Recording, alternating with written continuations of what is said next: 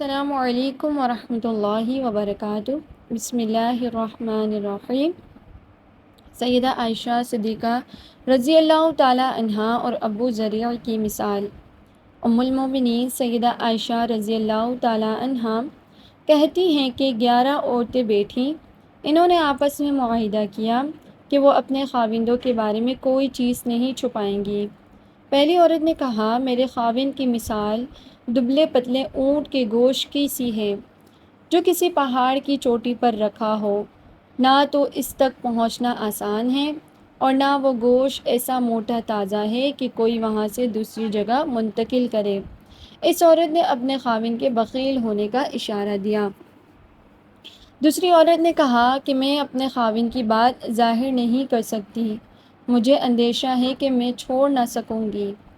اگر میں نے اس کا تذکرہ کیا تو اسی کی ساری اچر پچر بیان کر دوں گی، یعنی اس کے ظاہری باطنی سب عیب بیان کر دوں گی۔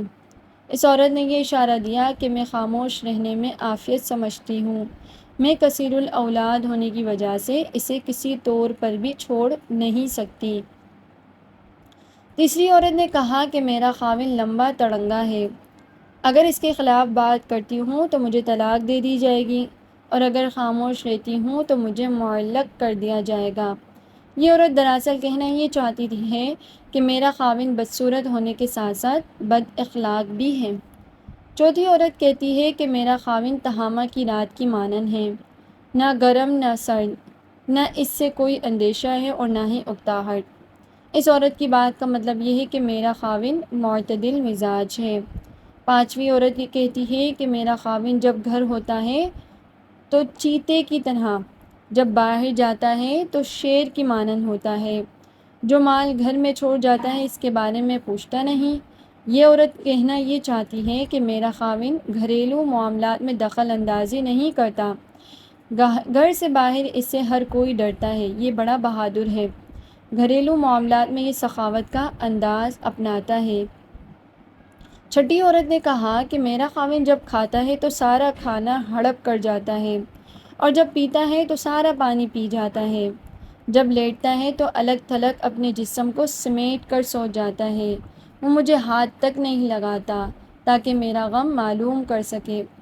یہ عورت کہنا یہ چاہتی ہے کہ میرا خاوند کھانے پینے کے حوالے سے پیٹو ہے اور رات کو سوتے وقت بالکل لاپرواہی کا مظاہرہ کرتا ہے۔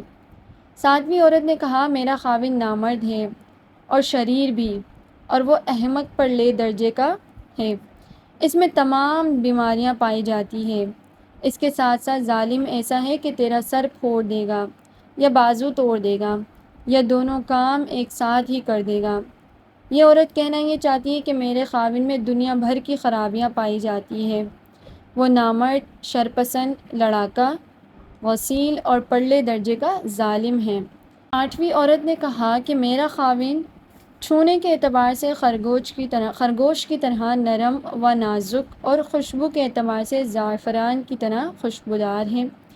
یہ عورت کہنا یہ چاہتی ہے کہ میرا خاوند ظاہر و باطن کے اعتبار سے نہایت ہی خوش خصال ہے۔ نویں عورت نے کہا کہ میرا خاوند اونچے ستونوں والا، لمبے کاٹ والا، زیادہ راکھ والا اور اس کا گھر مشاورت گاہ کے قریب ہے۔ یہ عورت یہ کہنا چاہتی ہے کہ میرا خاوند محلات کا مالک، بہادر، سخی اور سردار ہے۔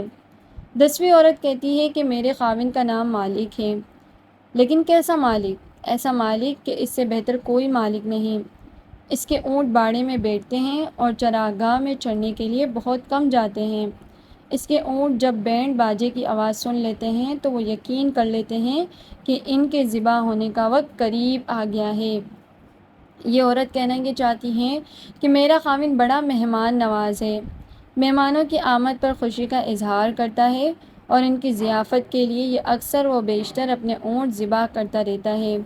11ویں عورت نے کہا کہ میرے خاوند کا نام ابو زرع ہے، اور کیا کہنے ابو زرع کے، اس نے میرے دونوں بازوؤں کو زیورات سے بوجھل کر دیا ہے اور میرے دونوں بازوؤں کو چربی سے بھر دیا ہے، اس نے مجھے اتنا خوش کیا کہ میں اپنے اوپر ناز کرنے لگی، وہ مجھے مفلس چرواہوں سے لے آیا تھا، لیکن اس نے مجھے گھوڑوں، اونٹوں اور کھیتوں کا مالک بنا دیا۔ میں اس کے سامنے کوئی بات کرتی ہوں تو وہ مجھے برا نہیں کہتا، سوتی ہوں تو صبح تک سوئی رہتی ہوں، پیتی ہوں تو خوب سیراب ہو جاتی ہوں۔ ابو ذرا کی ماں بھی کیا خوب ہے، اس کے گھڑے بڑے بڑے اور گھر بڑا وسیع ہے۔ ابو ذرا کا بیٹا بھی کیا خوب ہے، جس کی خوابگاہ تلواروں کی نیام کی مانند ہے، بکری کا ایک بازو کھا کر پیٹ بھر لیتا ہے۔ ابو ذرا کی بیٹی بھی کیا خوب ہے، اپنے ماں باپ کی فرمانبردار اور پورا لباس زیب تن کرنے والی اور اپنی پڑوسن کے لیے قابل رشک۔ ابو ذرا کی لونڈی بھی کیا خوب ہے، جو ہماری باتیں راز میں رکھتی ہے اور انہیں باہر پھیلاتی نہیں، نہ وہ ہماری خوراک کے ذخیرے کو کم کرتی ہے اور نہ وہ گھر کو کوڑا کرکٹ اور آلودہ کرتی ہے۔ ذرا بیان کرتی ہے کہ ایک دن ابو ذرا گھر سے اس وقت نکلا جب دودھ سے مکھن بلوایا جا رہا تھا۔ اس کی ملاقات ایک حسین و جمیل عورت سے ہوئی، جس کے 2 بچے چیتوں کی طرح پھرتلے اس کے پستانوں سے کھیل رہے تھے۔ وہ عورت اسے پسند آئی۔ ابو ذرا نے مجھے طلاق دے کر اس کے ساتھ نکاح کر لیا، تو میں نے بھی ایک شریف الطبع شخص کے ساتھ شادی کر لی، جو عربی گھوڑے کا شہسوار اور ماہر نیزہ باز تھا۔ اس نے مجھ پر طرح طرح کی نعمتیں نچھاور کیں اور ہر قسم کا سامان راحت مہیا کیا۔ اس نے مجھے کہا کہ ذرا تو خود بھی کھا اور اپنے عزیز و اقارب کو بھی کھلا، لیکن ذرا کہتی ہے کہ اس خاوند نے مجھے جو کچھ دیا وہ ابو ذرا کے ایک چھوٹے برتن کو نہیں پہنچ سکتا۔ سیدہ عائشہ صدیقہ رضی اللہ تعالیٰ عنہا بیان کرتی ہیں کہ رسول صلی اللہ علیہ وسلم نے مجھ سے فرمایا کہ میں آپ کے لیے اس طرح ہوں جس طرح ابو ذرا ذرا کے لیے تھا، البتہ اس نے تو ذرا کو طلاق دے دی تھی، میں ایسا نہیں کروں گا۔ سیدہ عائشہ صدیقہ رضی اللہ تعالیٰ عنہا نے کہا، یا رسول اللہ صلی اللہ علیہ وسلم، آپ تو ابو ذرا سے کہیں زیادہ میرے ساتھ حسن سلوک سے پیش آتے ہیں۔ آپ کا حسن سلوک بے مثال ہے، کوئی اس کی ہوا تک کو بھی نہیں پہنچ سکتا۔ آپ میرے ساتھ جس محبت، ہمدردی اور شفقت سے پیش آتے ہیں، اس کی تو کوئی مثال ہی نہیں۔ سیدہ عائشہ صدیقہ رضی اللہ تعالیٰ عنہا کے حق میں رسول صلی اللہ علیہ وسلم کی دعا۔